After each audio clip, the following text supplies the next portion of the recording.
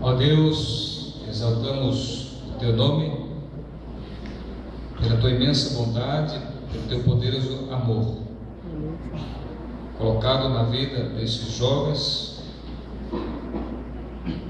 como reflexo da Tua preocupação com o bem-estar do ser humano. O Senhor, através do Seu Santo Espírito, pôde convencê-los e convertê-los. Aqui se encontra o Leandro e o Rafael.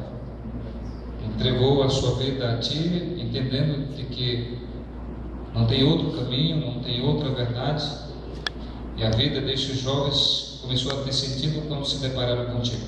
Amém. Abrindo a porta do coração, permitiu que Jesus entrasse para ceiar com eles.